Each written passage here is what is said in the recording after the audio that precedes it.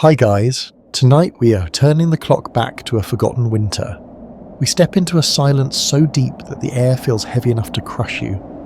You are walking through the shadows of a medieval village where the cold doesn't just touch your skin, it bites with invisible teeth.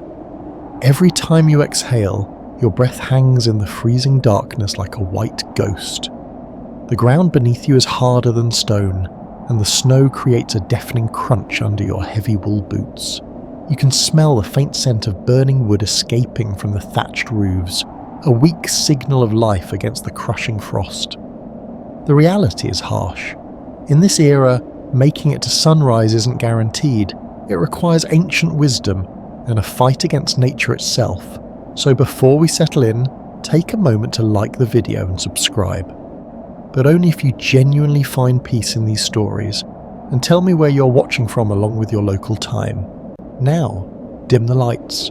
The cold settles onto your shoulders like a heavy iron cloak as you draw closer to the village entrance. You can hear low, muffled voices coming from inside the tight cottages surrounding you. It feels as though the thick blanket of snow has swallowed every sound, as if winter has commanded that even noise must show discipline. A dog gives a sharp, lonely bark, but it quickly fades back into the silence. The air carries the scent of damp timber, frozen mud, and the faint acidic tang of smoke rising from a few guarded hearths. This is not the warm, romantic glow we tend to imagine in stories. It is a thin, strained fire, coaxed from precious scraps of kindling that families are forced to ration for the entire season. A well-known historical fact drifts through your mind as you walk. You remember that for the vast majority of peasants in this era, winter is spent inside homes that offer only the barest shield against the weather. Timber frames filled with wattle and daub were the standard everywhere in Europe, and while practical, they trap only a modest amount of heat. You rest your hand against the rough surface of a wall now. It feels like touching the skin of a frozen drum.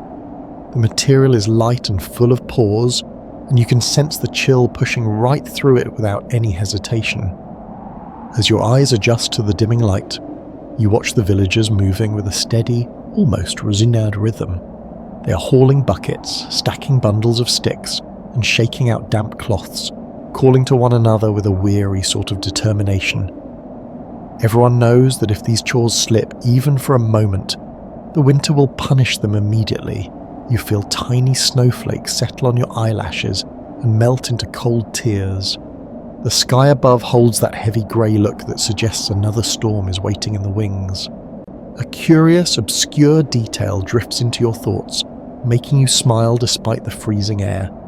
Some medieval communities held the belief that placing a carved wooden figure near the doorway could stop frost spirits from creeping inside during the night. Whether they truly believed it or just found comfort in the little wooden guardian, you see the charm sitting beside several doors here, its face smoothed down by years of touching. You reach out and brush your fingers over one now. The wood is frigid, yet strangely soothing to the touch. You continue walking as the last traces of daylight slip away. People are hurrying to finish their tasks before the true darkness arrives. A woman pulls a wooden shutter closed with a loud clack, and a young boy kicks the snow from his shoes before vanishing into a doorway.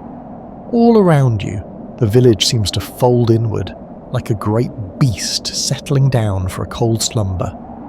Windows begin to glow faintly with firelight that flickers against the frost gathering on the glass.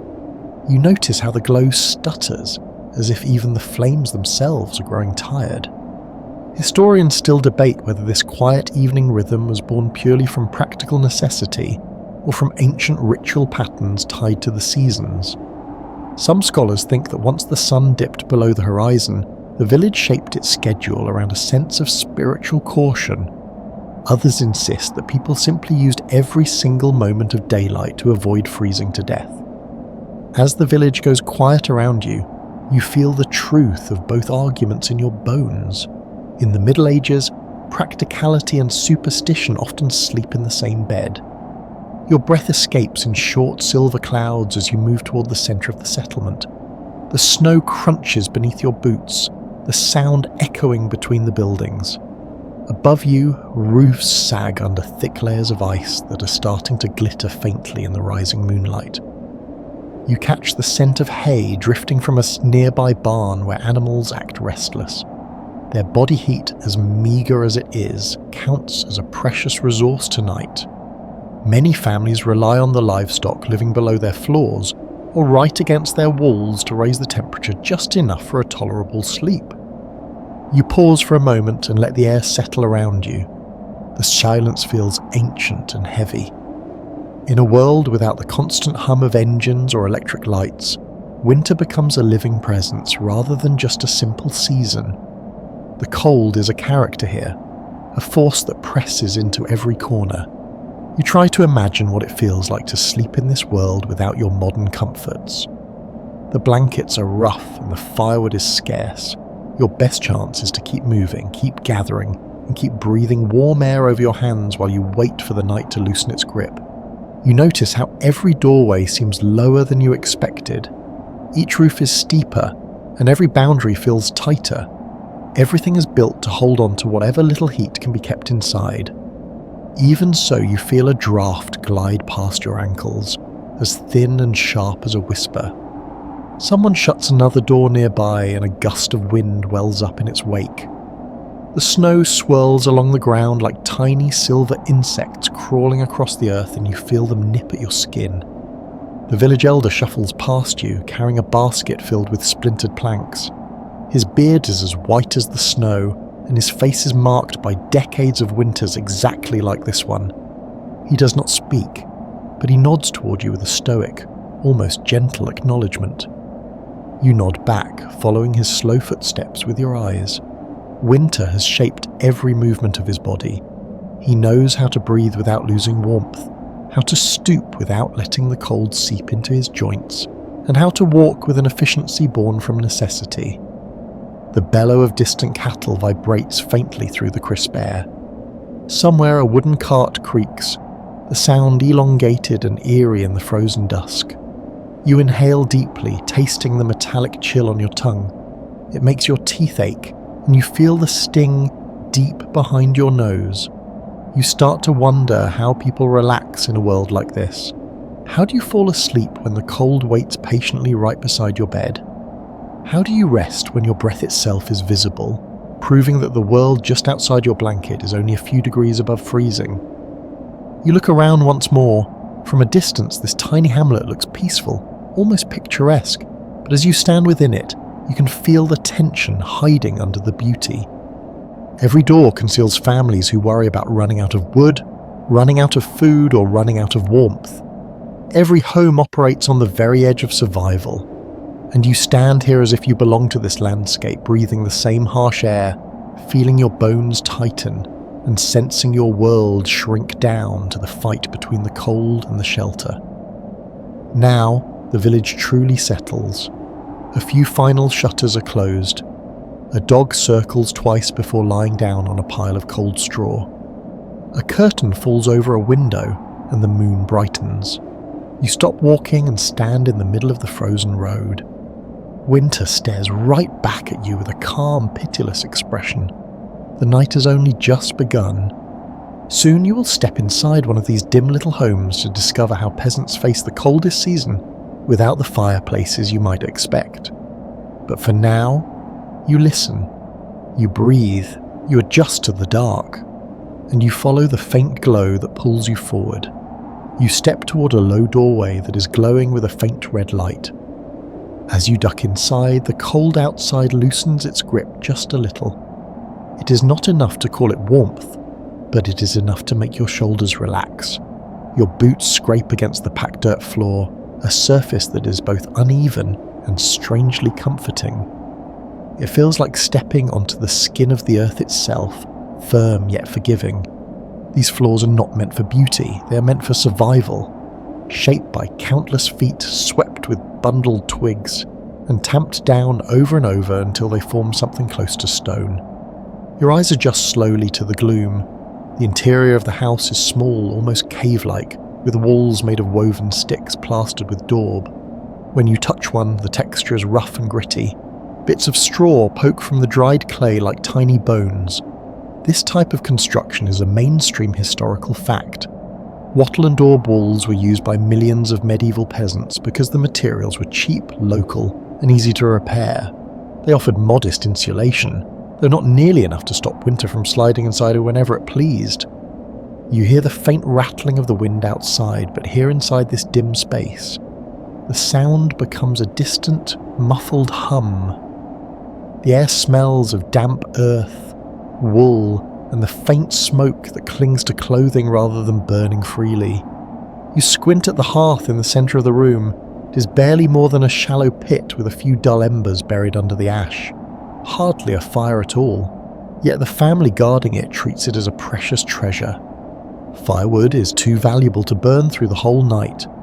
Many households ration their fuel so severely that they allow the evening flames to shrink to glowing dots by the time they sleep.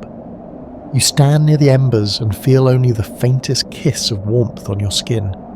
A curious, obscure detail drifts from your memory as you crouch beside the hearth. Some villagers believe that if you sprinkled a pinch of dried herbs into the ash before bedtime, a protective spirit would discourage drafts from slipping across the room.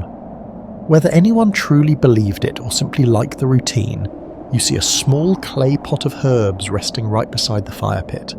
Someone clearly used it not long ago. You rise and look around the room. It is one single space. There are no bedrooms, no partitions, just one chamber where the entire family cooks, eats, works, and sleeps. Your eyes drift to the far corner of the room where the shadows seem thickest. There is no bed frame here, no polished wood or soft cotton sheets. Instead, you see a large raised pallet resting directly on the earthen floor. It is a simple mattress, a vast sack of coarse linen stuffed tight with straw and dried heather. When you press your hand against it, the filling rustles loudly, a dry, crinkling sound that echoes in the quiet house. A mainstream historical fact settles in your mind as you look at this humble arrangement. Privacy was a concept that simply did not exist for the medieval peasant.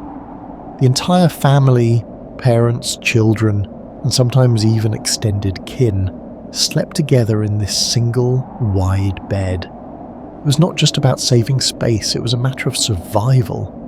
Their combined body heat created a microclimate under the heavy wool blankets, a small island of warmth in a sea of freezing air.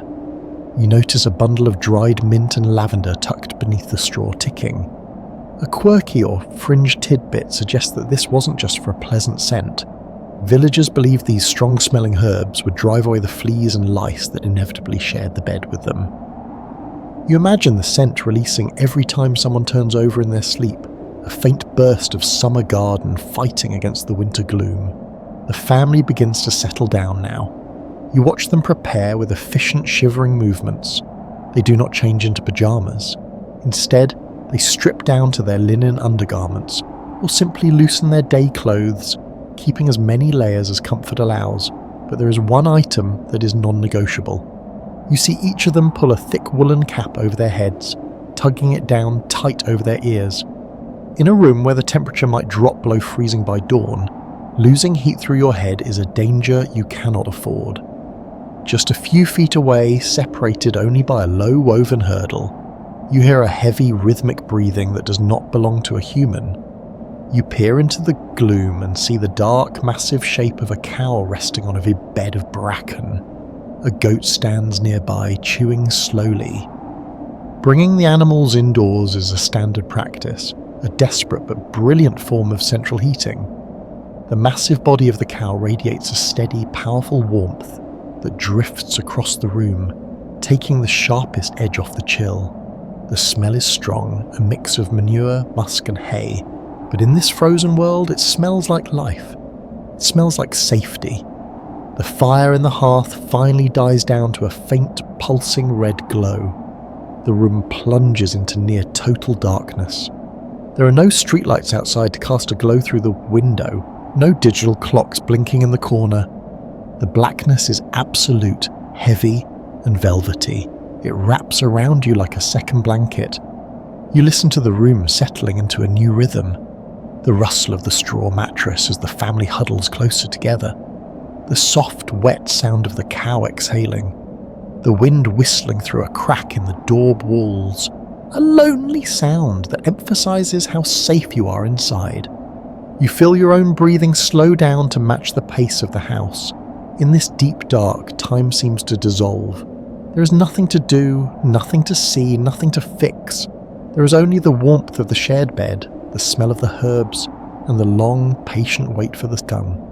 You are safe here, hidden away in the heart of winter, drifting on the edge of a long, medieval slumber. You are floating in a void of absolute velvety blackness. For a long time there is no sensation, no cold, no history, only the heavy, dreamless weight of the initial slumber. But then, slowly, a rhythm begins to pull you back toward consciousness. It is not a sudden noise that wakes you. It is not a rooster crowing or a shutter banging against the wall. It is something internal, a natural clock buried deep within your biology that chimes silently in the dark. Your eyes open, you see nothing. The darkness in this cottage is so complete that it feels like a physical weight resting against your eyelids. You blink, but the view remains the same. A dense, impenetrable shadow. You lie still, listening to the chorus of the room. The rhythm of breath around you has changed. The deep, heavy snores of the earlier night have softened into lighter, shifting sighs. Beside you, a limb twitches under the heavy wool blanket. From the corner, the cow shifts its weight, its hooves making a dull thump-thump against the packed earth floor, followed by the wet, rhythmic sound of chewing cud. You're awake, and strangely, you're not tired. A mainstream historical fact rises in your mind, drifting through the quiet like a slow-moving cloud. In the modern world, we view waking up in the middle of the night as a problem, a disorder to be fixed. But for the medieval peasant, this is entirely normal. Before the Industrial Revolution brought artificial light and rigid schedules, human sleep was biphasic. It was segmented into two distinct parts, the first sleep and the second sleep. You've just finished the first sleep. Now you've entered a period known as the watch, or sometimes the quiet. You lie there and let this realization settle over you. You're not an insomniac fighting for rest. You are simply living in the natural flow of a medieval night. This interim period, lasting perhaps an hour or two, is a time of unique peace. It is the only time in a peasant's life when the demands of the Lord, the church, and the soil cannot touch them. You shift slightly, trying not to disturb the warmth of the shared bed. The straw mattress rustles beneath you, a sound like dry autumn leaves whispering a secret. You can feel the texture of the linen sheet against your cheek.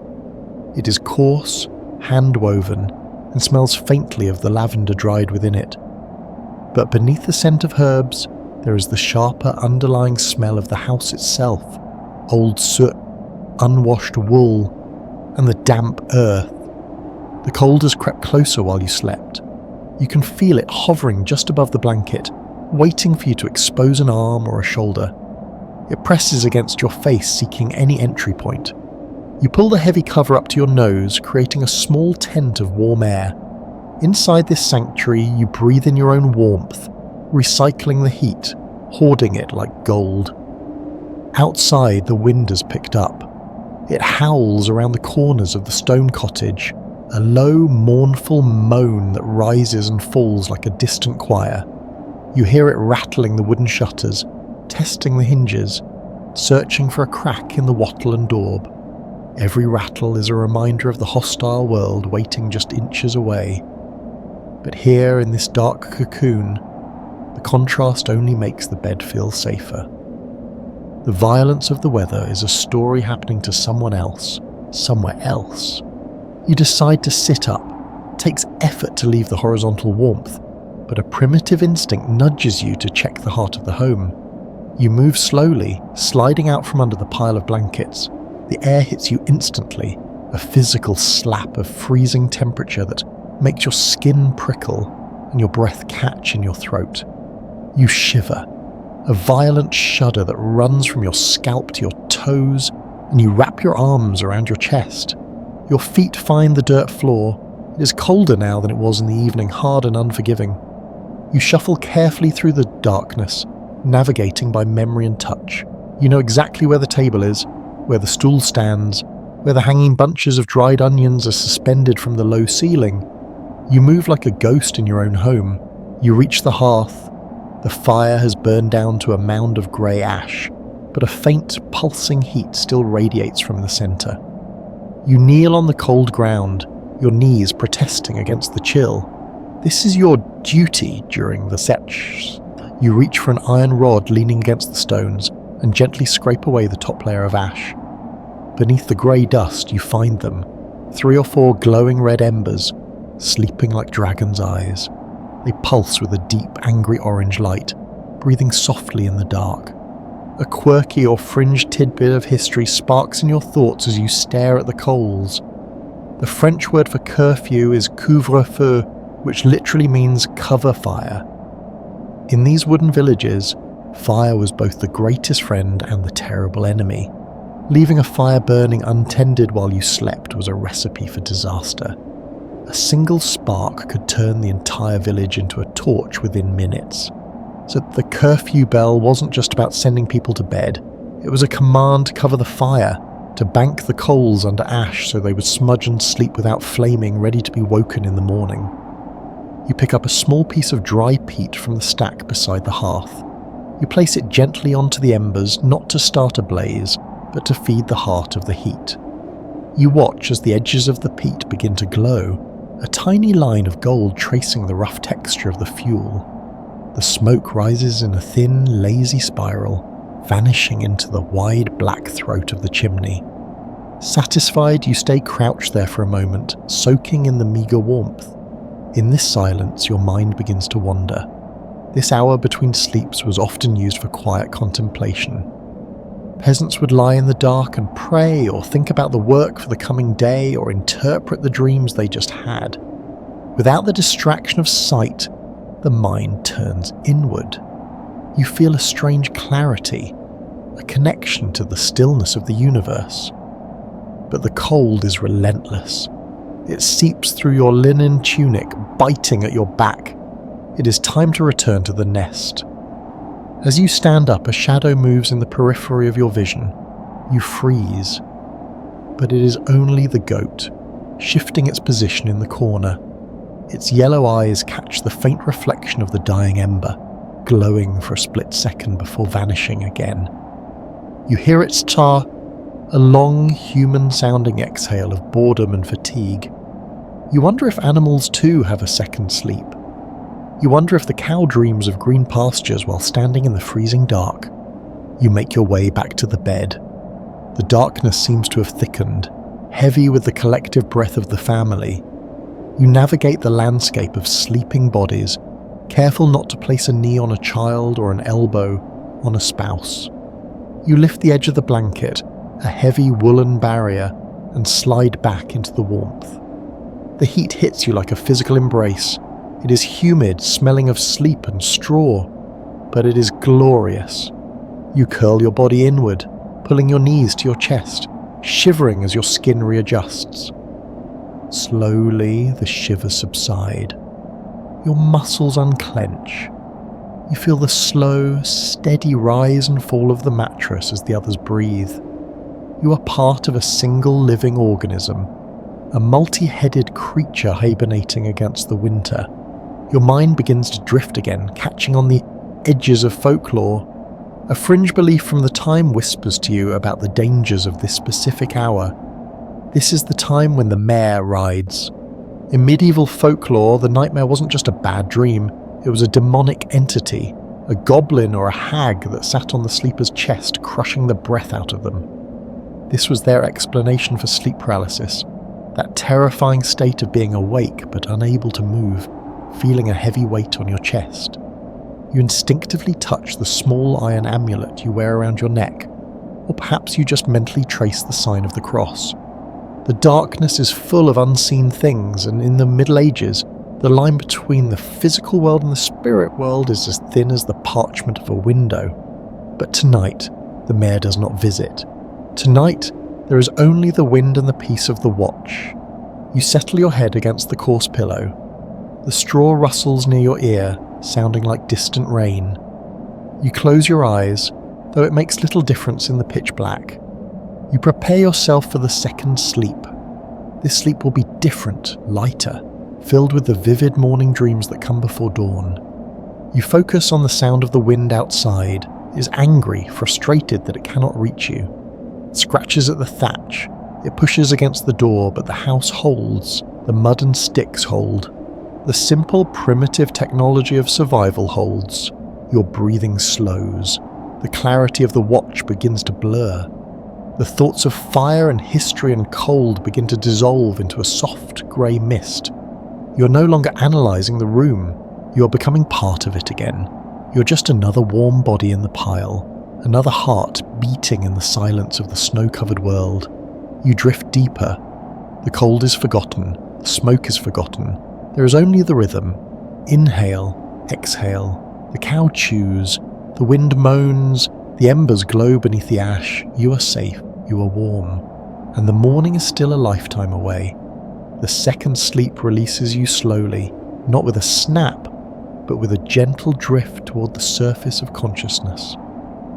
You're no longer floating in the velvety void of the watch. Instead, you find yourself washed up on the shores of the morning, heavy-limbed and reluctant. The dreams of the dawn, often vivid and strange in the medieval mind, fade rapidly, leaving you staring into the gloom of the cottage roof. The absolute blackness of the night has dissolved into a dull, watery grey. It is not yet light, but the darkness has lost its solidity. You can make out the jagged silhouette of the roof beams above you, dark ribs against a slightly lighter thatch. You can see the faint outline of the hanging herbs, dangling like dried bats from the rafters. The silence of the night has shattered. It starts with a sound that is iconic, yet far more abrasive than any storybook would have you believe. A rooster crows from the other side of the wall. It is not a cheerful melodic greeting to the sun. It is a harsh, jagged scream, a primal assertion of territory that cuts through the frozen air like a rusted knife. It is followed by another, and then another, echoing down the length of the village. A mainstream historical fact drifts into your mind as you listen to this chaotic choir.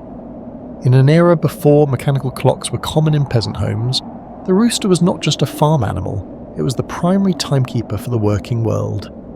Its cry signalled the end of the spirit hour and the beginning of the labour hour. You lie perfectly still, hoarding the warmth. The microclimate beneath the heavy wool blankets is held strong through the night, a pocket of tropical heat generated by the collective bodies of the family. But you can feel the air of the room pressing down on top of the covers. It feels physically heavy, a dense layer of cold that has settled over the house like silt at the bottom of a river.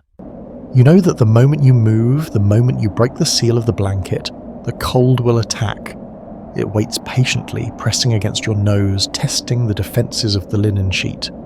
You can see your breath now. It rises in rhythmic, thick plumes, far denser than last night. The temperature inside the house has dropped significantly during the dark hours. You shift your legs, and the straw mattress crunches beneath you. The sound seems deafening in the quiet room. Beside you, the others are stirring. A child coughs, a wet, rattling sound that is all too common in these damp winters. A spouse murmurs something unintelligible and pulls the blanket tighter. Then you hear the second signal. Far away, muffled by the stone walls and the snow, a bell begins to toll. It is deep, resonant, and slow.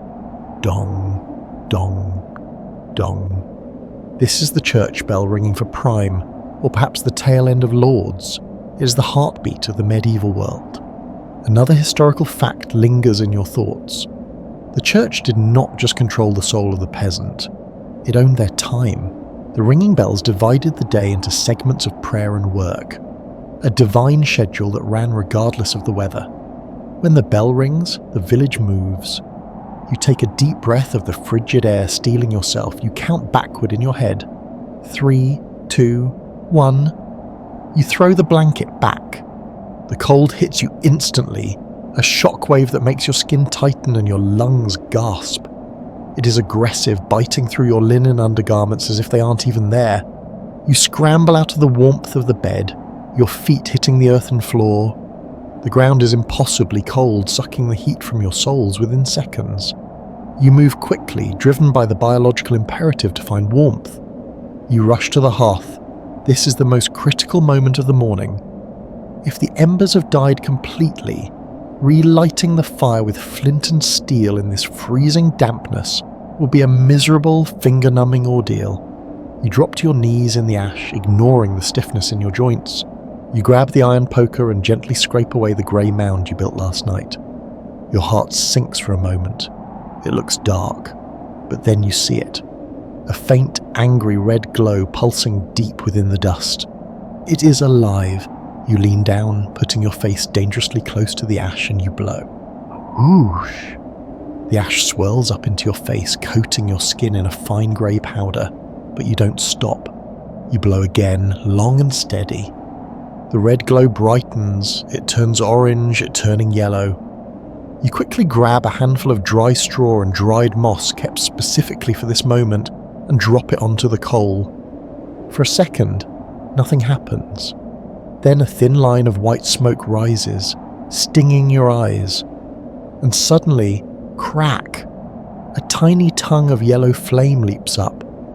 It is the most beautiful thing you have ever seen. You feed it small twigs, then larger sticks, nursing the infant fire until it is strong enough to accept a log. You hold your hands out to the flames, rubbing them vigorously. The heat is painful on your frozen skin. A stinging sensation known as the hot ache, but it is a welcome pain. You stay there for a long minute, just breathing, worshipping the combustion. A quirky or fringed tidbit drifts into your head as you watch the flames dance. In some parts of medieval Europe, there was a morning superstition called saning the fire. People believed the morning fire had to be kindled in silence, or that one shouldn't look directly at the first flame, lest the fire spirits become offended and burn the house down later in the day. Whether you believe in spirits or not, you find yourself staring into the fire with a kind of reverence.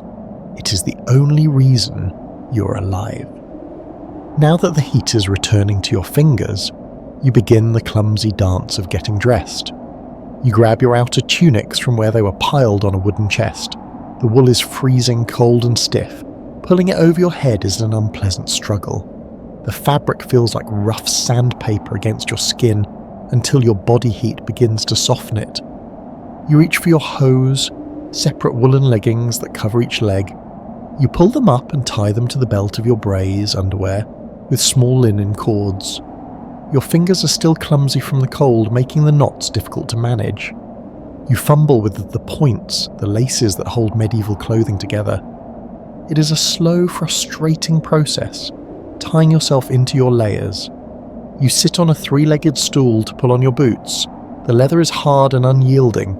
You stuff them with the dry straw last night to absorb moisture, and you have to shake them out before sliding your feet inside. The straw goes into the fire, flaring up with a bright flash. The house is waking up around you now. The rest of the family is rising, a chorus of shivers and groans. The animals in the bio end of the house are restless. The cow lets out a long, low moo, demanding to be milked. The heavy smell of the animals mixes with the rising smoke of the fire, creating the unique, dense atmosphere of a peasant home. Soot, sweat, beast, and damp earth.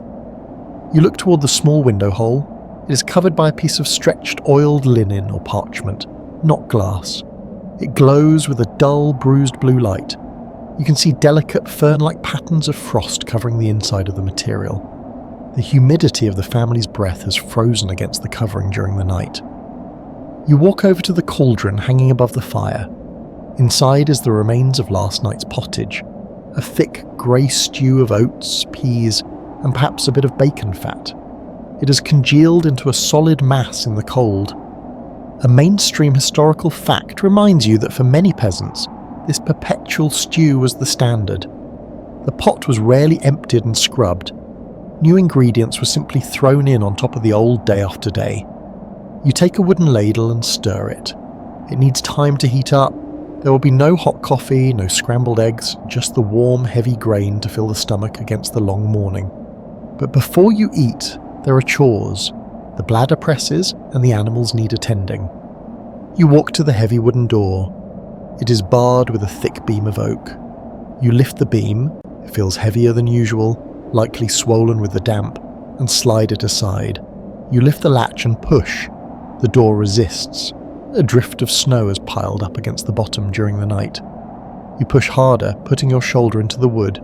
With a scraping crunch, the door swings outward, carving a fan shape into the snow. You step out. The world has transformed. The blue hour is upon the village. The sun has not yet crested the horizon, but its light is reflecting off the atmosphere, bathing everything in a deep, surreal indigo. The snow is everywhere. It covers the thatch roofs in thick, rounded pillows, making the houses look like mushrooms sprouting from the white earth. It clings to the sides of the walls, fills the cart tracks, and buries the wood piles. The silence is profound. The snow absorbs all sound, creating a hush so deep it feels like pressure in your ears. The air is exquisitely clean, devoid of the smoke and animal smells of the interior. It tastes of ice and ozone. You breathe it in, and your lungs feel like they are expanding with crushed diamonds. You look down at your boots. You are the first to step onto this patch of snow. The surface is pristine, sparkling faintly in the blue light. You take a step, and the crunch is loud, echoing like a gunshot in the quiet morning. You look toward the horizon. The sky is a gradient of colours, deep purple at the top, fading to blue, and then a strip of pale, sickly yellow, where the sun is fighting to break through the grey cloud cover. The trees in the distance are black skeletons, their branches traced in white frost. A quirky fringed tidbit comes to mind as you look at the frozen landscape. Medieval doctors believed that cold air was dangerous to the brain, that it could freeze the humours and cause madness or stupidity. They advised people to keep their heads covered at all times and to smell sweet herbs to counteract the bad air. You instinctively pull your woolen hood tighter around your face, burying your nose in the rough fabric. You see a neighbour emerge from their cottage a few yards away. They look like a bundle of rags in the distance, wrapped in layers of brown and grey wool. A cloud of steam surrounds their head. They do not wave or smile. They simply trudge towards their woodpile, head down, fighting the wind. There is a shared understanding in that posture. The mutual respect of survivors facing another day of battle against the elements. You turn back to your own doorway. The warm orange glow of the hearth spills out onto the blue snow, a lifeline in the vast cold ocean of the morning. You have survived the night. You have woken the fire. The sun is coming. But now the real work begins. The water in the rain barrel is frozen solid and must be broken. The animals must be fed, the path must be cleared, and the cold is waiting to exploit every mistake you make. You step back inside, stomping the snow from your boots, and close the door against the blue world. The heavy thud of the latch falling into place signals the end of the morning ritual. The day has officially begun. You stand inside the doorway for a moment, letting your eyes adjust from the blinding blue of the snow back to the amber gloom of the cottage. The fire is crackling steadily now, a small but fierce victory against the morning chill. But the warmth is deceptive. It reaches only a few feet from the hearth. The corners of the room remain frozen, shadows clinging to the walls like frost. You move towards the corner where the water bucket stands. It is a heavy vessel made of bound oak staves and a thick leather handle that has hardened in the cold. You lift it and it feels suspiciously light. You tilt it to look inside. Empty. The small amount of water left from last night has frozen into a solid disc at the bottom, trapping a few stray bits of straw in the ice.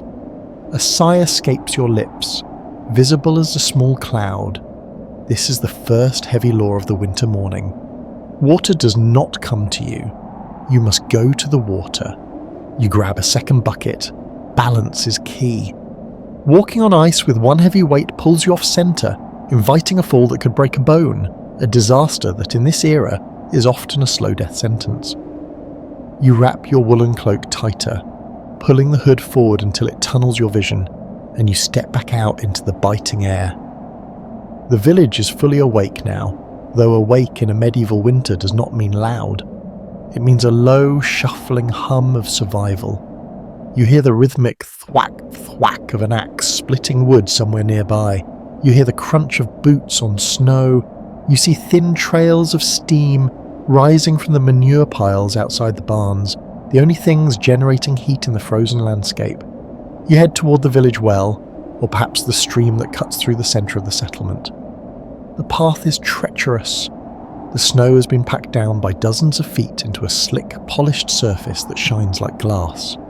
You walk with the specific gait of the medieval peasant, knees bent, centre of gravity low, eyes scanning the ground for traction.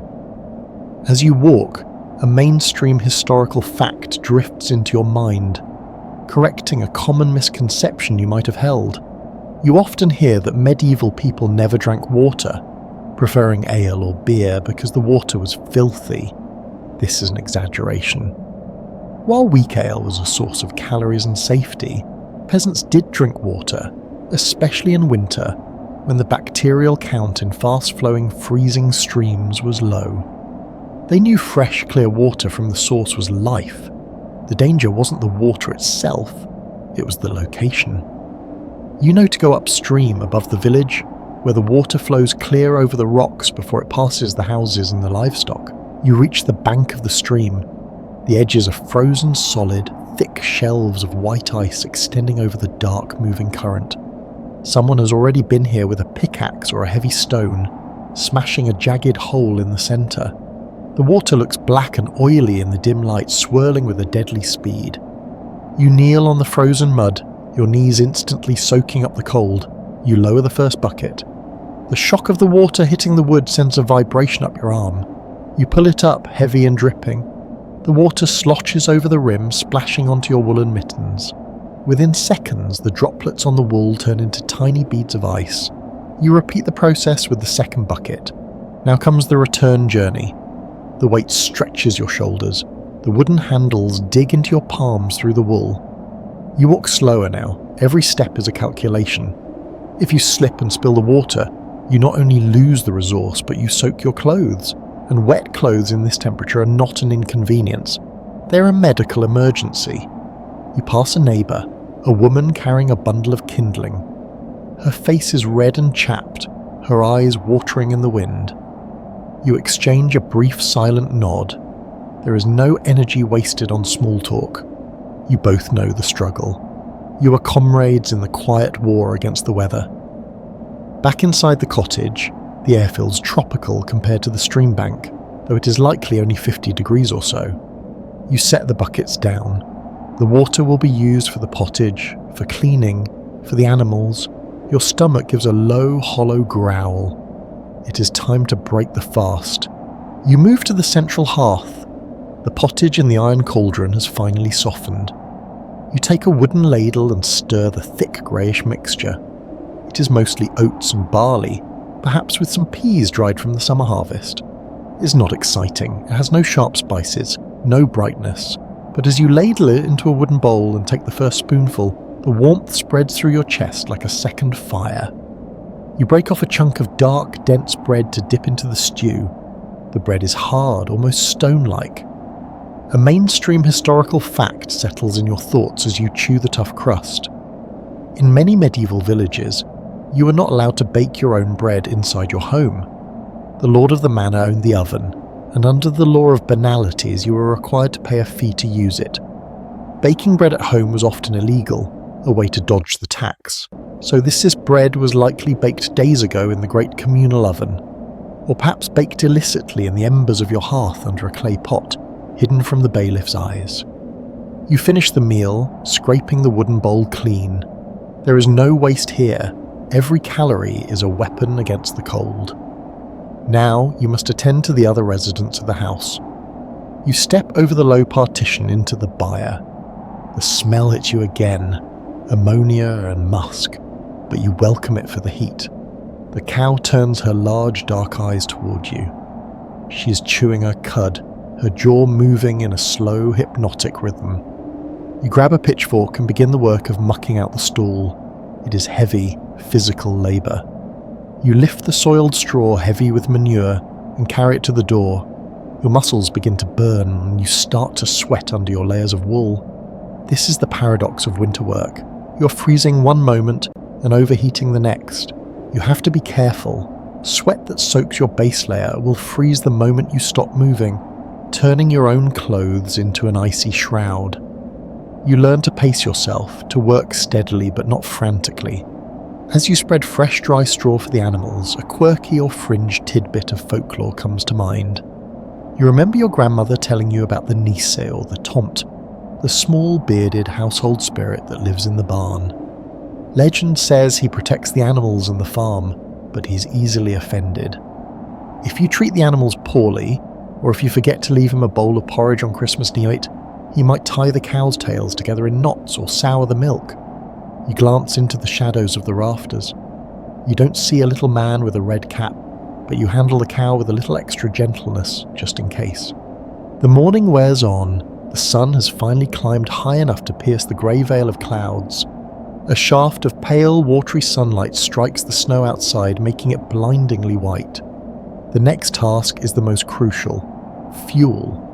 You cannot just go into the forest and chop down a tree. That would be a crime against the king or the lord. The great timber trees belong to the estate. Instead, you head to the designated coppice wood. You walk to the edge of the village where the hazel and ash trees grow. These trees look strange, stumpy and gnarled at the base, with long thin poles shooting straight up toward the sky.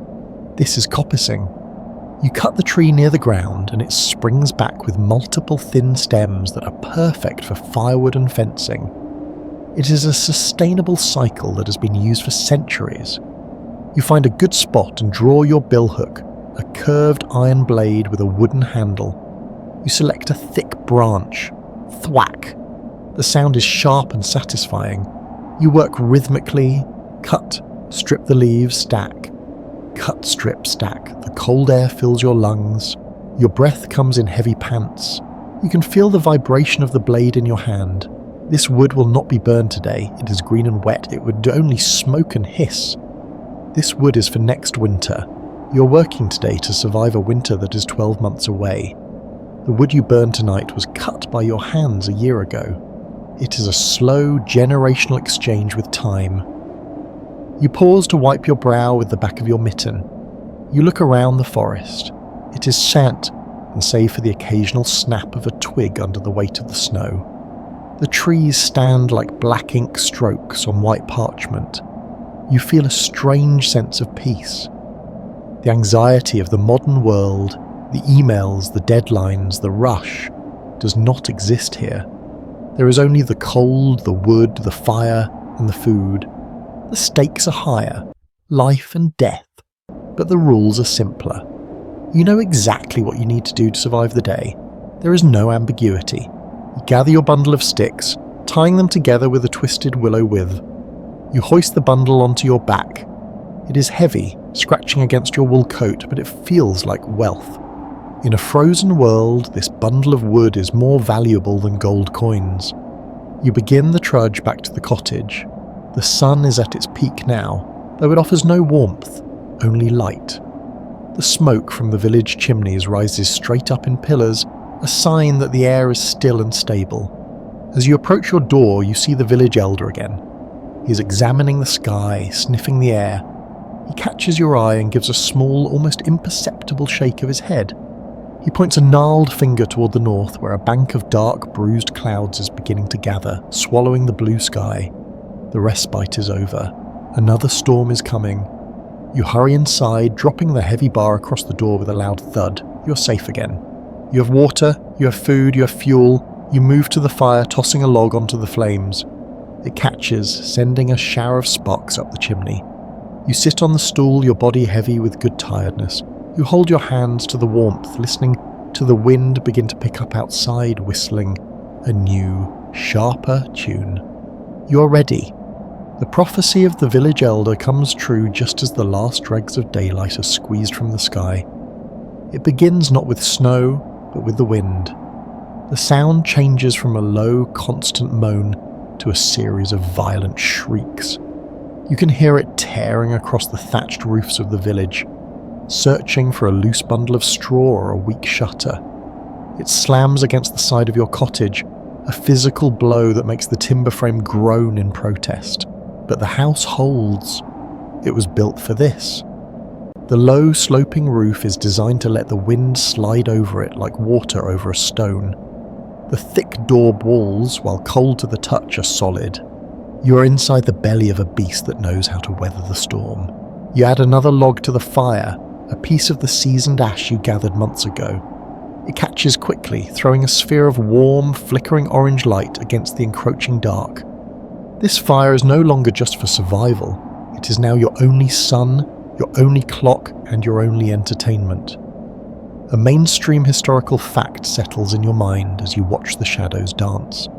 We often imagine medieval nights illuminated by the romantic glow of beeswax candles. But for a peasant family, beeswax was a luxury reserved for the church and the Lord's table. You're relying on rushlights. You watch as a family member lights one now, a simple strip of dried meadow rush that has been dipped in rendered animal fat. It burns with a sputtering, smoky yellow flame and smells faintly of cooking meat.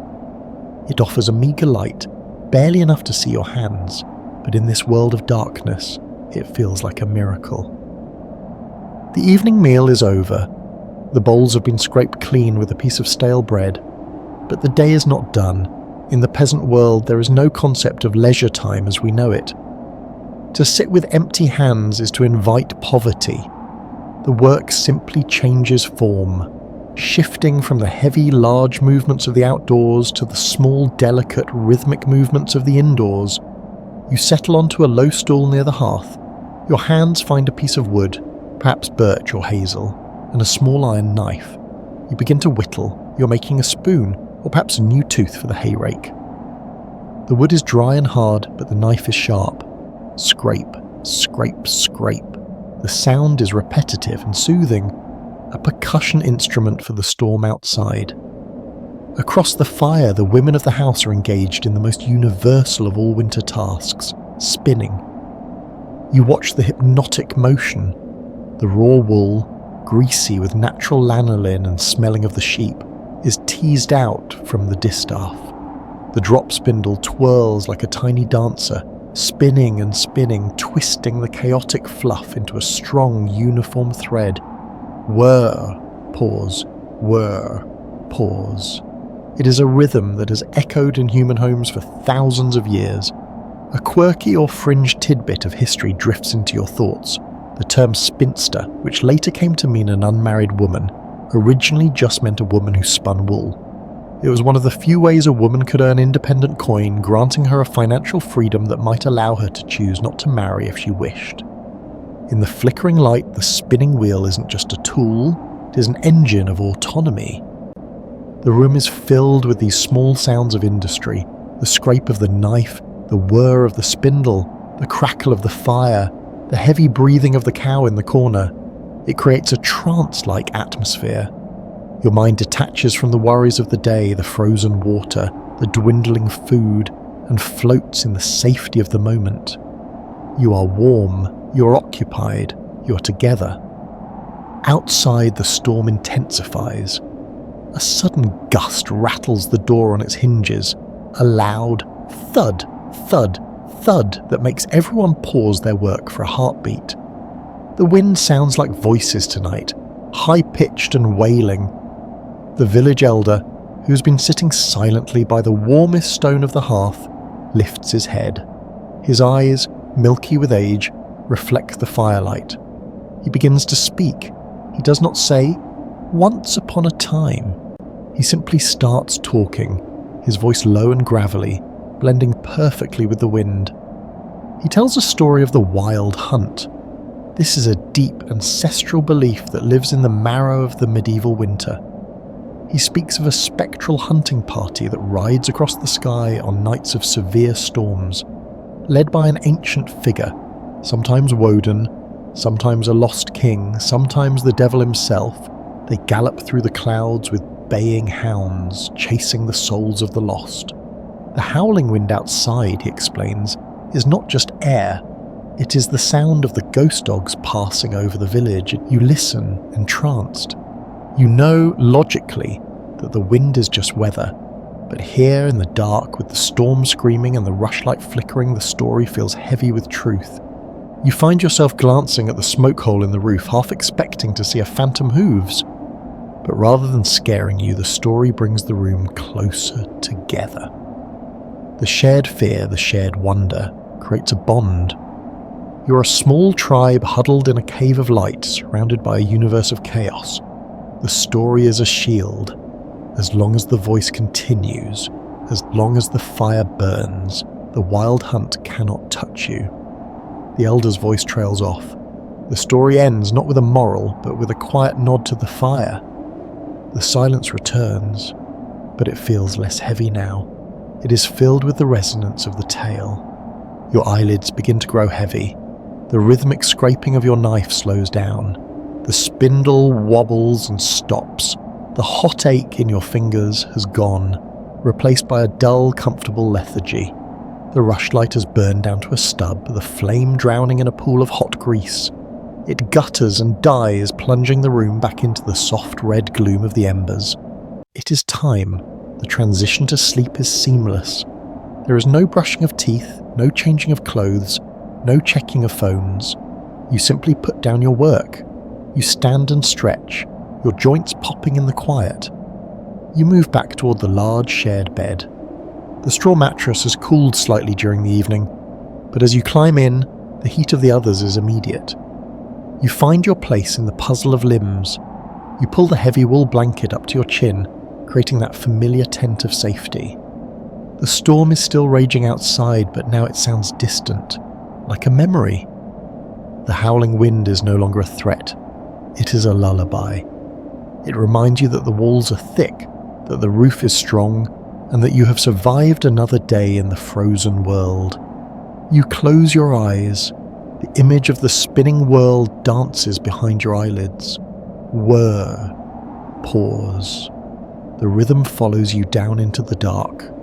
You drift. The cold is outside, you are inside. The first sleep arrives to claim you. Days begin to blur together. The storm that raged the other night has passed, leaving behind a silence so profound it rings in your ears.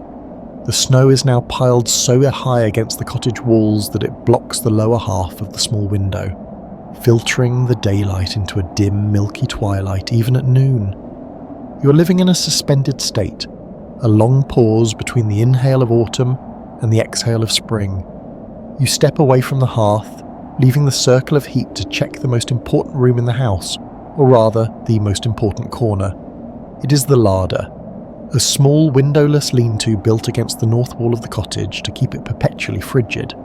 You pull back the heavy woolen curtain that separates it from the living space. The air inside hits you like a solid wall of ice. It smells intensely of salt, dried herbs, and the sour, earthy tang of fermentation.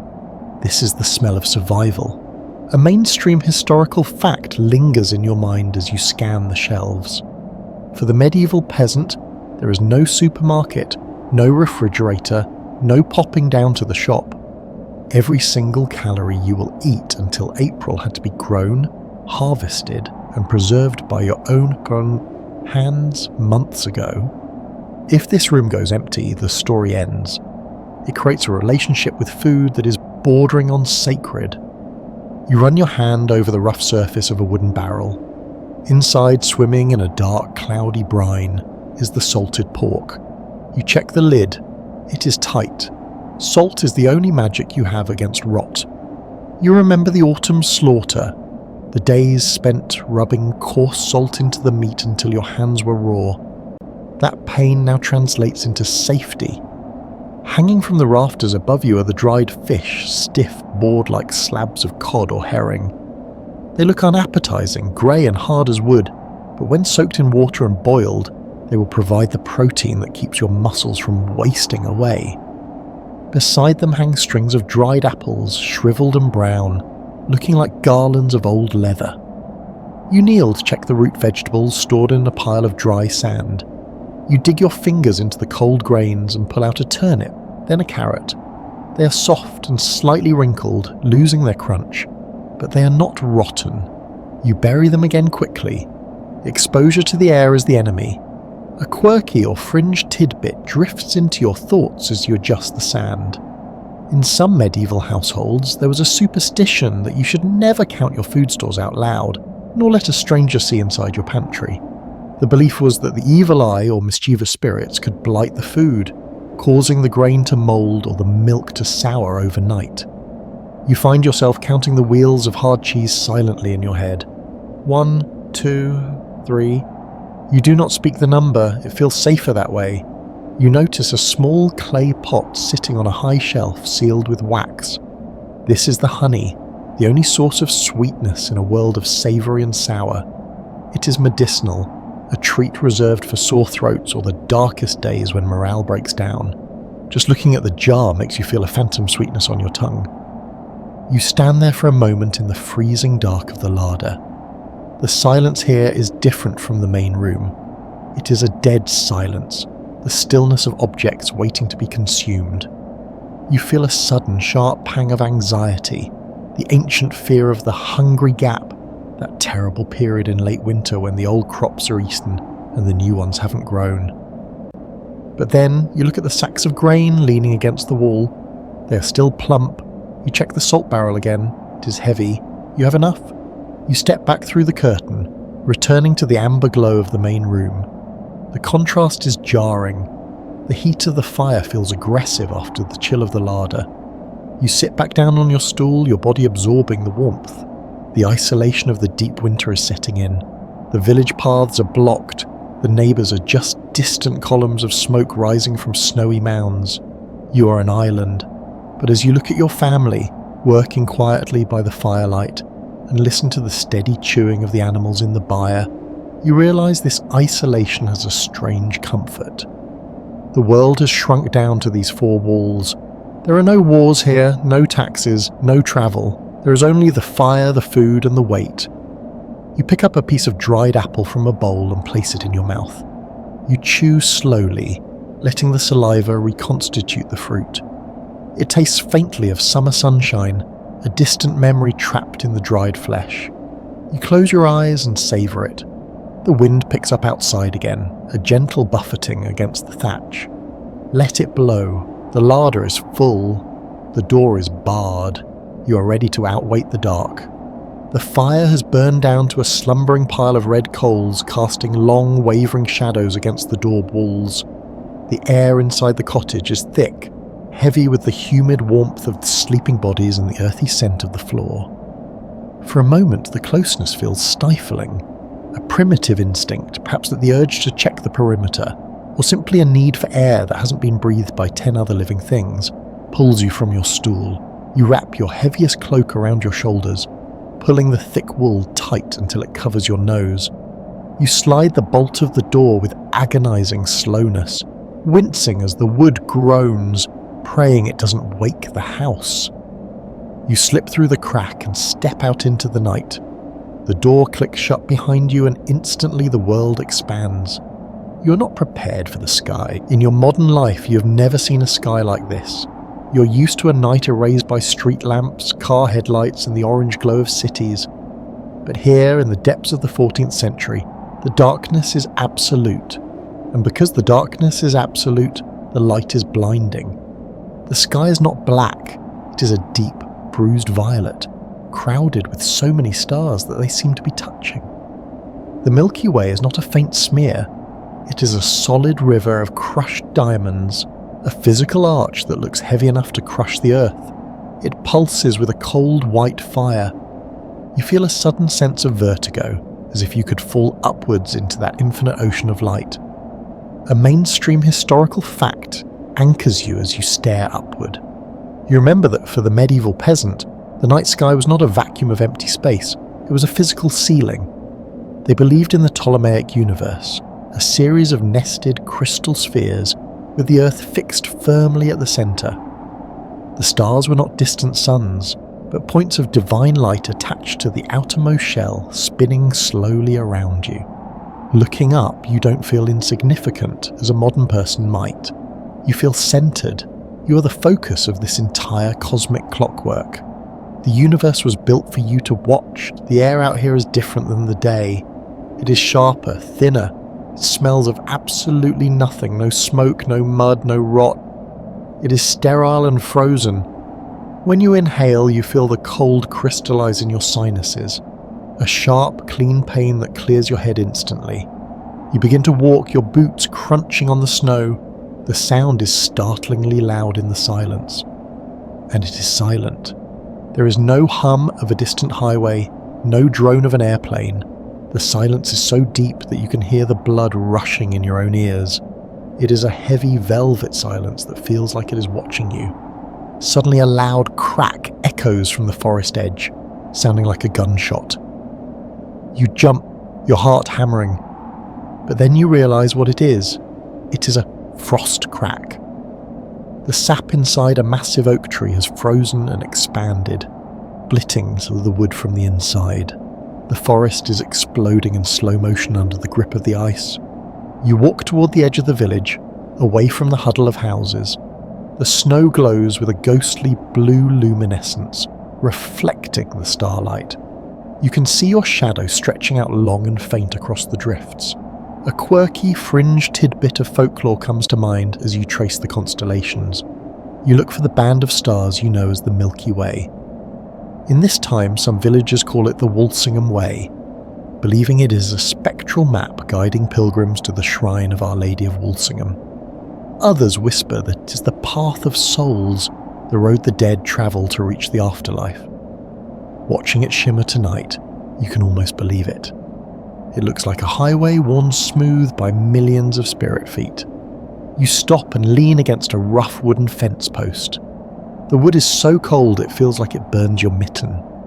You look up at the Great Bear, the plough. It hangs directly overhead, a giant question mark made of ice. For the people sleeping in these huts, this sky is their only clock, their only calendar, and their map. They know that when the Seven Sisters, the Pleiades, rise in the east, the sailing season is over and the storms are coming. They know that when Sirius, the dog star, burns bright, the heat of summer will be at its peak. You try to read the time now. The position of the plough suggests it is deep into the quiet hours, perhaps 2 or 3 in the morning. The machinery of the heavens turns with a slow, majestic indifference. As you stand there, a faint green ribbon begins to unfurl in the northern sky. It shimmers, twisting like a serpent made of emerald smoke. The Aurora Borealis. In this latitude, it is rare, a visitor from the frozen lands of the Vikings. You watch it dance. It is beautiful. You feel a shiver that has nothing to do with the cold. To you, it is magnetic particles hitting the atmosphere. To the medieval mind, this is an omen. Is it a sign of war, a warning of plague, or the gates of heaven opening? You feel the ancient awe and terror of a world where nature is a language spoken by God, a language you are desperately trying to translate. The cold is beginning to win the battle against your wool cloak. It seeps through the heavy fabric, finding the gaps at your neck and wrists. Your toes are starting to go numb, a dull ache replacing the sharp sting.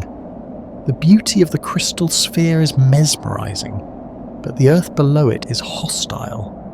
You turn back toward the village. The cottages look like small snow-covered mounds, barely distinguishable from the landscape. Thin wisps of smoke rise straight up from the chimneys, unbroken by wind, connecting the earth to the sky like grey threads.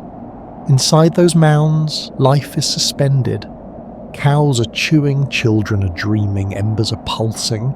You feel a sudden, fierce affection for that fragility. The contrast between the infinite, uncaring cold of the stars and the small, stubborn warmth of the hearth strikes you hard. Humans are just tiny pockets of heat trying to stay lit in a frozen universe.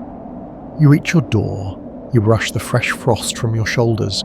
You place your hand on the latch, the iron biting into your palm. You take one last look over your shoulder at the silent, glittering dome. It is magnificent, it is terrifying, and it is not where you belong. You push the door open and slip back inside. The sensory shift is overwhelming. The smell of wood smoke and hay wraps around you like a warm towel. The darkness here is soft and red, not hard and blue. The sound of rhythmic breathing greets you. You bolt the door, locking the vastness out. You strip off your frozen cloak, hanging it on a peg where it will drip as it thaws. You move to the fire, stirring the coals until a small flame licks up to greet you. You hold your hands out, watching the colour return to your skin. You are back in the cave, you're back in the womb of the house. The crystal spheres can spin without you for a while. You return to the bed, the straw rustling a welcome. You slide under the blanket, shivering as your cold skin touches the warm pocket of air. You curl up, pulling your knees to your chest. The heat of the family soaks into you. Your eyes close. Behind your eyelids, you can still see the diamonds of the Milky Way, burning it in the silence. But here, grounded by the heavy earth and the smell of dry herbs, you drift away. The second sleep pulls you down, deep and dreamless, safe beneath the heavy roof while the stars stand guard over the frozen world. The change does not announce itself with a trumpet blast or a crack of thunder, but begins instead with a whisper that pulls you from the shallow depths of your morning sleep. For weeks, the soundtrack of your life has been the howling of the wind or the deafening, ringing silence of the frost. But now the world has found a new voice in the rhythmic syncopated percussion coming from everywhere at once. It taps against the wooden shutter, splashes softly onto the stone threshold, and drums a steady, muffled beat on the packed earth just outside the walls. You lie there for a long time listening to this liquid orchestra, trying to understand what the sky is doing, realizing slowly that it is not the aggressive patter of rain, but something slower and heavier. When you open your eyes, the light in the cottage is different. The sharp blue-tinted gloom of the deep freeze replaced by a flat, diffused grey that looks like old pewter and seems to stick to the corners of the room.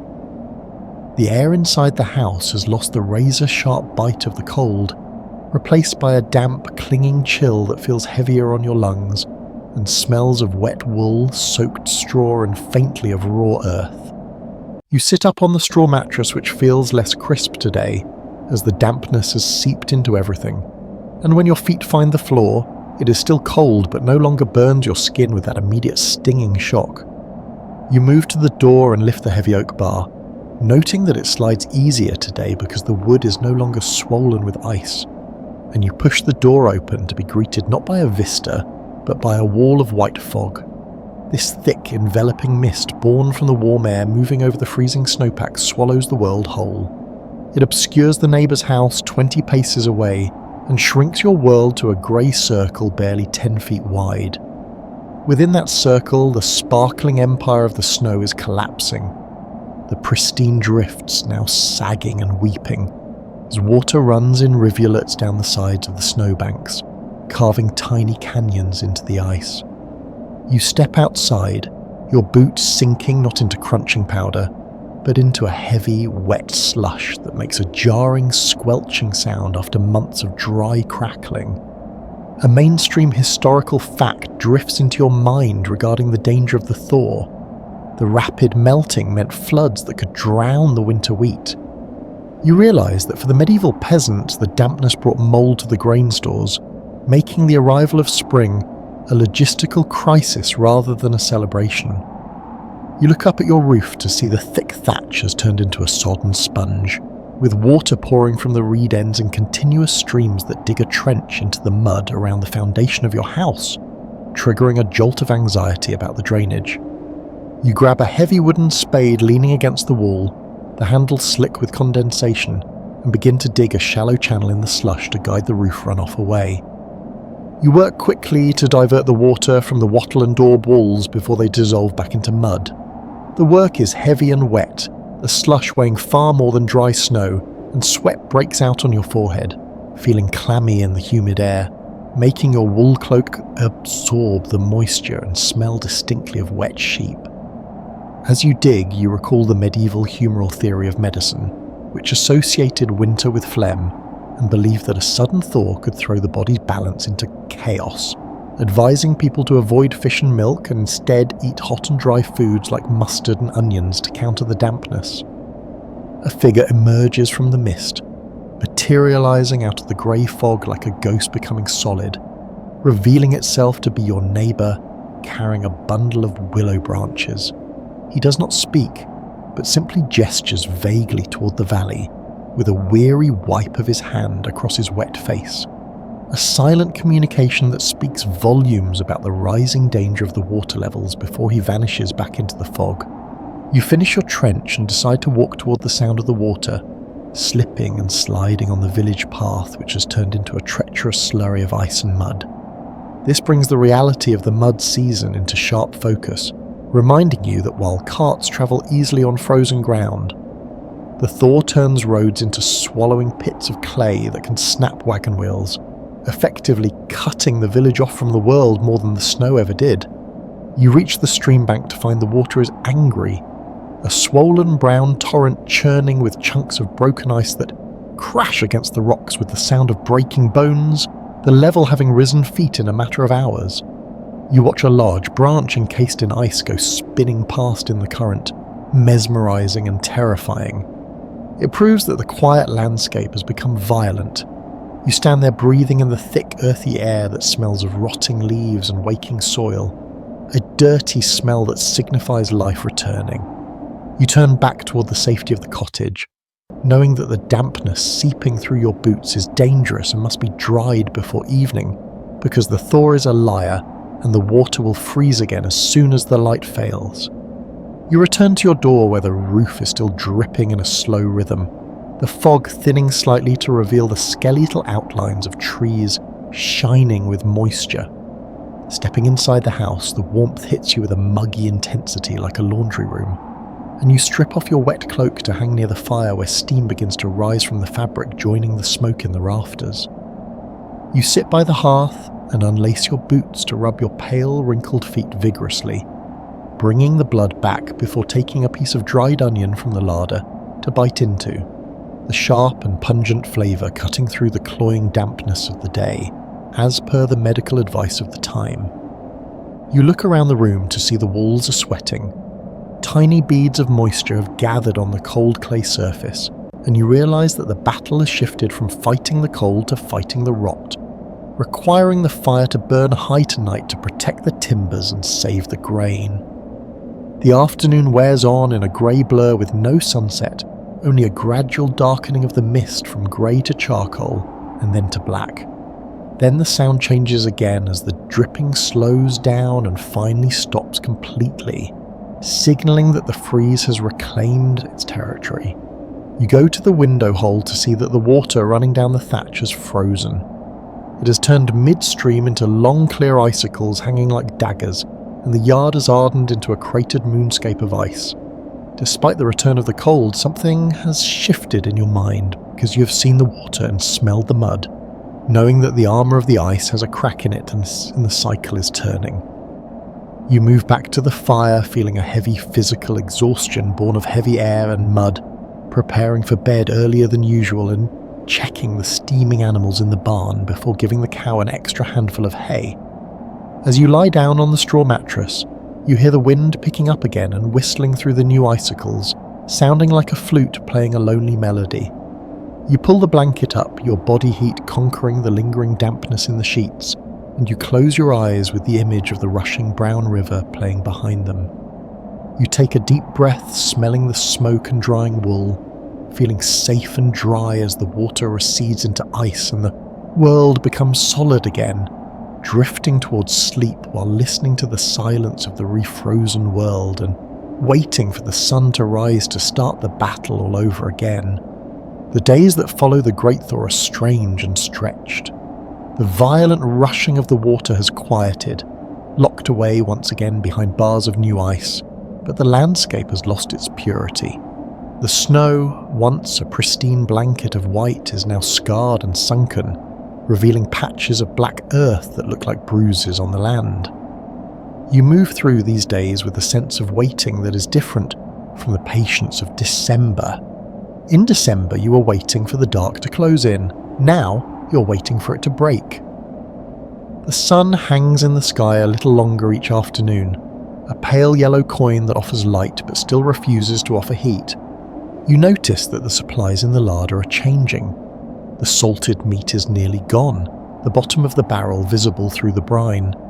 The sacks of grain are slumping against the wall, half empty. A mainstream historical fact settles in your mind as you measure out the morning portion of flour. You're entering the season of Lent, the 40 days of fasting before Easter. While this is a religious observance mandating the avoidance of meat and fats, for the medieval peasant, it's also a convenient necessity. The winter stores would rarely last until spring without rationing. The church's calendar perfectly aligns with the agricultural reality of the hungry gap. You're scraping the last of the dried peas into the pottage pot when a sound disturbs the morning rhythm. It is not the wind, nor the groan of the house timbers. It is the barking of the village dogs. But this is not the lazy, singular bark of a dog dreaming by the fire, nor the sharp bark of a dog chasing a rat. It is a chorus, a frantic, alerted cacophony that rolls from one end of the settlement to the other. You pause, the wooden spoon hovering over the pot. In a world where everyone knows everyone, and every day is the same, a new sound is an event of seismic proportions. You wipe your hands on your tunic and move to the door. You're not the only one. All down the muddy track, heavy timber doors are creaking open. Neighbours are stepping out, wrapping their cloaks tight against the wind, shielding their eyes to look down the valley road. At first, you see nothing but the grey ribbon of the track disappearing into the tree line. The mud of the road is frozen hard in the morning shadow, a jagged landscape of rutted footprints. Then you see movement. A shape detaches itself from the forest gloom. It is slow and lumbering, moving with a rocking gait that speaks of heavy burdens. It is a horse, or perhaps a sturdy mule, led by a man on foot. They are covered in mud up to their knees, evidence of the treacherous journey through the thaw-softened lowlands. A ripple of excitement passes through the village, felt rather than heard. It is a chapman, a travelling peddler. In this era, he is more than just a salesman. He is the internet, the newspaper, and the department store rolled into one muddy, exhausted human being. He's the only thread connecting your tiny frozen island to the vast tapestry of the kingdom beyond the woods. He stops his pack horse in the centre of the village, near the well. The animal hangs its head, steam rising from its flanks in thick white clouds. The man pats the beast's neck, his movements slow and deliberate. He does not shout his wares, he doesn't have to. The village has already begun to circle him. You join the crowd, feeling the collective curiosity pressing against your back. You stand close enough to smell the traveller. A scent of wet leather, road dust, unfamiliar smoke and the sweat of miles. It is an exotic scent in a village that smells only of wood smoke and cow. The chapman begins to unclasp the heavy leather panniers slung across the mule's back. He lays out a canvas sheet on the frozen mud, treating it with the reverence of a ritual altar. You watch mesmerised as he begins to display his treasures. To a modern eye, this collection would look like junk, a handful of rusted items and scraps of cloth. But to you, here in the scarcity of the 14th century, it is a cavern of wonders. He sets down a small wooden box filled with iron needles. You stare at them. A lost needle in your household is a disaster. Here are 50 of them, shining like silver splinters. He produces a roll of ribbon, dyed a shocking, vibrant red. The colour is so bright against the grey landscape that it almost hurts your eyes. A quirky or fringe tidbit of history comes to mind as you look at the fabric. You remember that sumptuary laws in this era technically forbade peasants from wearing certain bright colours or expensive fabrics, reserving them for the nobility. But out here on the edge of the wild, the law is distant. A woman near you reaches out to touch the ribbon, her rough, work-hardened fingers brushing against the silk with a look of pure longing. It is useless for survival, yet it is the most desired thing in the pile. Next comes the salt. He has a small sack of white crystalline salt, far purer than the grey coarse rock salt you use for the pork. This is table salt, fit for a lord. Then small knives with bone handles, a pouch of pepper, black gold from the other side of the world. You try to imagine the journey that peppercorn took to reach this frozen, muddy road.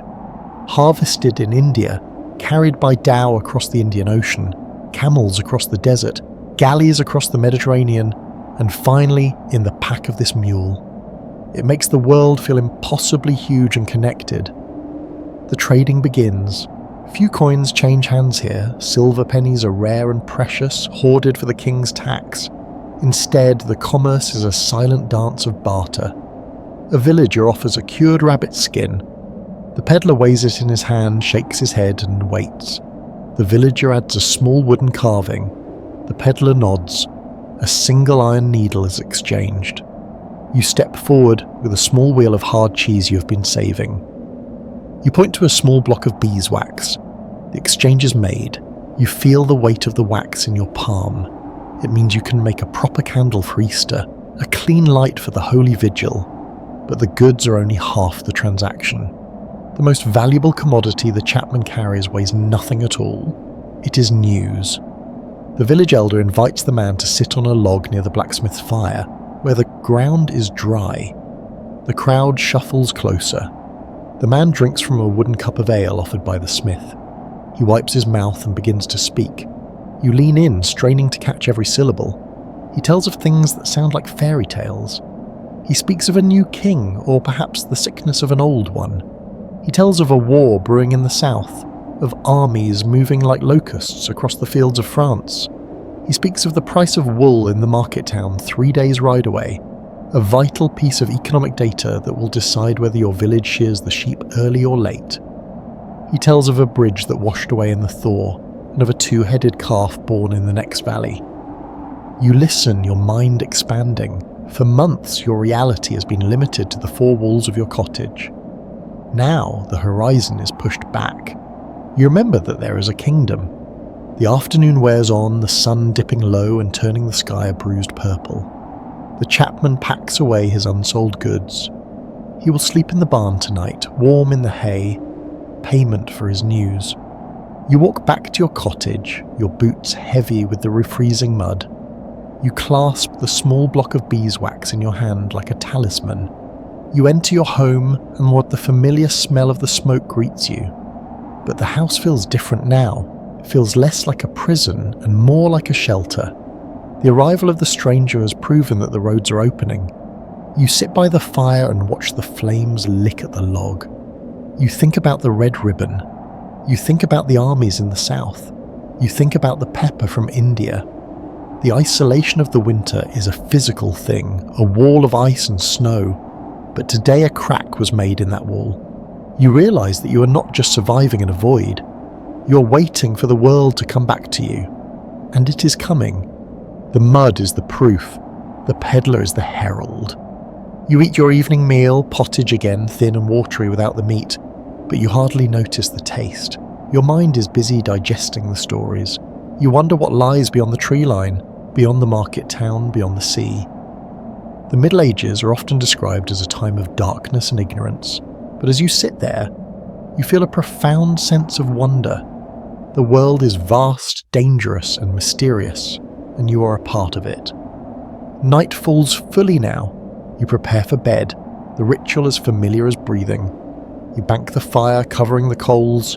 You check the door. You climb into the straw, the heat of the family wrapping around you. But as you close your eyes, you do not see the snow. You see the flash of the silver needle. You see the red ribbon fluttering in the grey wind. You see the road stretching out, muddy and difficult, but passable. The hungry gap is still ahead. The hardest weeks of fasting are to come. But the psychological siege has been broken. The stranger came and he left, and the path remains. You drift towards sleep, clutching the promise of the open road in your mind. The silence of the winter returns, but it is no longer empty. It is filled with the echo of news, the scent of spice, and the certainty that spring is no longer a dream, but a traveller already on its way to you. The static grey of the winter sky is finally shattered, revealing a blue so piercing and vibrant that it makes you squint as you step out of the cottage. The air has lost its metallic frozen edge and is now filled with a new, restless energy that seems to vibrate against your skin. This is the season the medieval world calls the quickening. It is not merely the melting of snow, it is the physical sensation of the earth waking up, stretching its limbs, and demanding to be for. You can feel it through the soles of your boots. The ground is no longer a dead block of ice, but a soft, yielding sponge that breathes under your weight. You walk toward the edge of the village, where the hazel trees stand on guard. A week ago, they were black skeletons against the clouds, but today, if you look closely, you can see a haze of green dusting their branches. The buds are tight, tiny knots of life waiting to explode. A mainstream historical fact drifts into your mind as you touch a branch. You realise that for your ancestors, this was not just a pretty sight. It was the starting gun for the most frantic race of the year. The winter was for enduring, but the spring is for labour. The idleness of the dark months is over, and every hour of daylight must now be spent in motion. You head toward the communal barn, the large timber structure that sits at the heart of the village. The silence that blanketed the settlement for months has been replaced by a chorus of bleating. It is lambing season. This is the pivot point of the peasant economy. If the lambs survive, there will be wool for the weaver, milk for the cheese, and meat for the feast. If they die in the cold mud, the year is ruined before it begins. You enter the barn and the smell hits you. A warm, overwhelming mix of straw, milk, birth fluids, and the lanolin scent of raw wool. It is a primal, earthy smell that speaks of life in its messiest, most miraculous form. You find your place in the straw beside a ewe that is labouring. She is breathing heavily, her sides heaving in the dim light. You are not a veterinarian, but you are a peasant, which means you are a midwife to the earth. You watch, you wait, and you whisper soft words that have no meaning but carry the tone of comfort. A quirky or fringe tidbit of folklore comes to mind in the darkness of the barn. Some shepherds in this era believed that newborn lambs were particularly vulnerable to elf shot, invisible arrows fired by mischievous spirits that cause sudden sickness. To protect them, they would hang a stone with a natural hole in it, a hag stone, above the pen to catch the evil magic before it could touch the flock. A wet, dark shape slides into the straw. The ewe turns immediately, her tongue rough and frantic as she begins to clean the newborn. You watch the lamb struggle to its feet, its legs impossibly long and wobbly, looking like 4 sticks glued to a ball of wool. It shakes its head, sneezes, and lets out a tiny, high-pitched cry. You feel a surge of relief that is physically exhausting. It is alive. It is strong. You help guide it toward the mother's milk, watching the tail give a frantic, happy wiggle as it latches on. In this moment, the cold nights and the hunger seem irrelevant. Life has won a small victory against the void. You leave the barn hours later, your tunic stained and your body aching, but your spirit light. You walk back toward your cottage, noticing that the mud of the path is drying out. The mud season is passing. The earth is turning from soup to soil. You stop to look at the ridge and furrow fields that surround the village, the long, curving strips of land that belong to the community. They look like the ripples of a frozen sea, waiting for the ship of the plough to cut through them. You reach your home and go to the lean-to shed where the tools are stored. It is time to inspect the plough. It is a heavy, monstrous thing made of seasoned oak and iron. You run your hand over the coulter, the vertical knife that cuts the sod, and the share, the horizontal blade that turns the furrow. They are rusted from disuse, orange flakes coating the grey metal. You grab a piece of sandstone and a rag soaked in animal fat. You begin to scrub, scrape, rub, polish. The rhythm is meditative. You're not just cleaning a tool, you are preparing a weapon for the war against hunger. A historical reality settles on you as you work. You're currently in the depths of the hungry gap. The irony of spring is that while the world looks full of life, the larder is at its emptiest. The grain sacks are flat. The meat barrel is dry and the root vegetables are soft and sprouting. You are living on the very edge of your calories, rationing the last of the flour. And yet the mood in the village is not despair, it is manic hope. The green shoots of the nettles and the dandelions are appearing, the first fresh food in months. You will eat pottage of herbs tonight, a green soup that tastes like iron and rain, and it will be the most delicious thing you have ever tasted. You step back outside as the afternoon sun begins to dip. The light has a golden quality now, distinct from the white glare of winter. You hear a sound from the roof of the church, a chattering, swooping noise. You look up and see them. The swallows have returned. They dive and twist in the air, catching the early insects that are hatching in the warmth. Their return is the final seal on the death warrant of winter.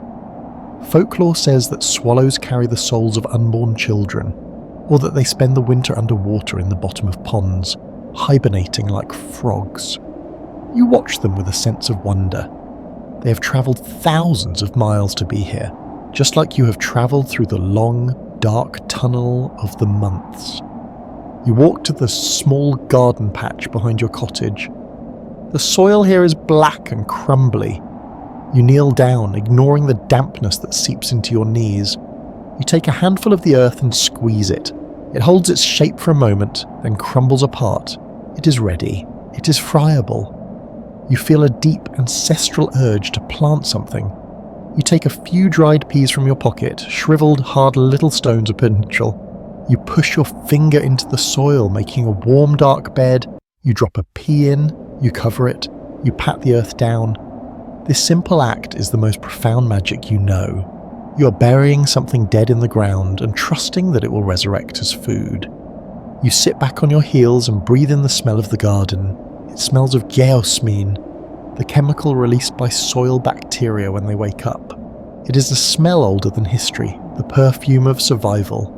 You notice your neighbour, the village blacksmith, walking past with his heavy leather apron. He is whistling a tune, a bright, trilling melody that mimics the birds. He waves to you, his hand black with soot. The isolation is truly broken now.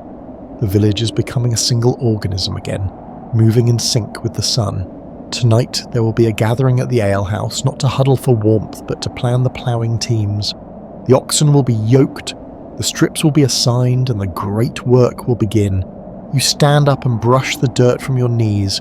Your hands are dirty, your back is sore, and your stomach is growling. But you feel stronger than you have in months. The lethargy of the hibernation is gone, burned away by the adrenaline of the light. You look toward the horizon, where the sun is setting not in a grey smudge, but in a blaze of violet and orange. The days are winning, the light is winning. You return to your cottage door. The icicles are gone, the thatch is drying. The heavy timber door stands open to let in the fresh air, no longer a barrier against a hostile world. You step inside, but you do not bolt the door immediately. You leave it ajar, letting the sounds of the evening drift in, the bleating of the lambs, the song of the blackbird, the laughter of a child running in the mud. You sit by the fire, which is now a small, tame thing, no longer the tyrant of the room. You watch the flames dance, and for the first time in forever, you are not thinking about how to keep them alive. You're thinking about tomorrow. You're thinking about the furrow. You're thinking about the seed. You're thinking about the harvest that lives in the future, a golden promise that pulls you forward. You climb into your bed, the straw rustling, familiar and comforting. You are tired, but it is a good tired, the exhaustion of a body that has a purpose. You close your eyes and the darkness is no longer a weight. It is a resting place. You drift towards sleep, listening to the earth breathing beneath the floorboards, quickening, growing, rising to meet you. The dawn is not grey today, it is a pale, translucent pearl that promises a clear sky. You stand at the edge of the village's great open field, a vast patchwork of long, curving strips that stretches towards the horizon.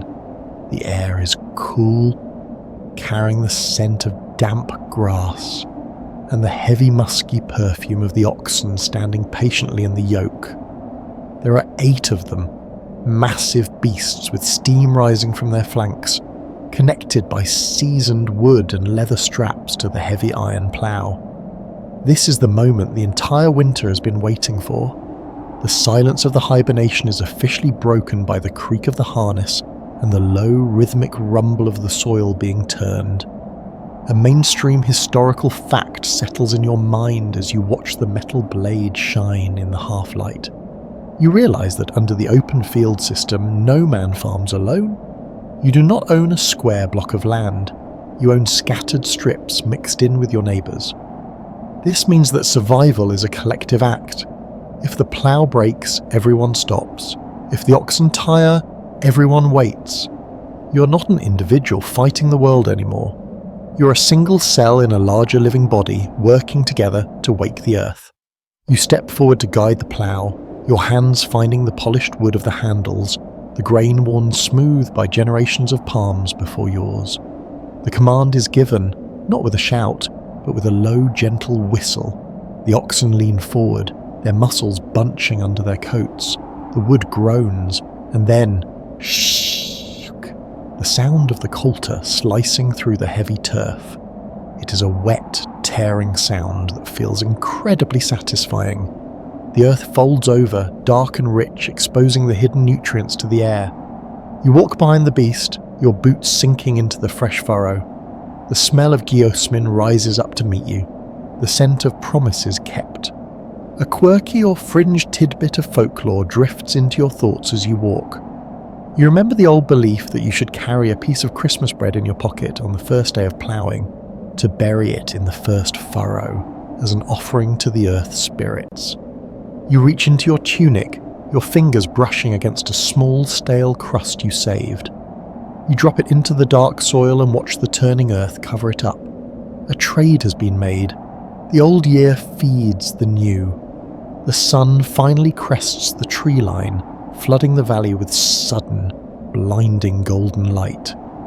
It hits your face, warm and real. The long, dark tunnel is behind you. The ice is a memory. The hunger is a ghost. You look down the long line of the furrow, straight and true, leading toward the future. You take a deep breath, filling your lungs with the morning air. You are tired, but it is the good tiredness of purpose, not the desperate fatigue of the cold. The cycle is complete. The seed will fall, the rain will come, and the wheat will rise.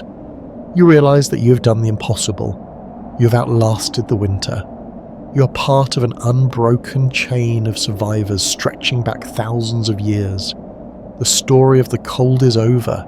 The story of the sun has begun. You let your shoulders drop, you let the tension fade, you are safe, you are warm, you're ready to rest. Good night.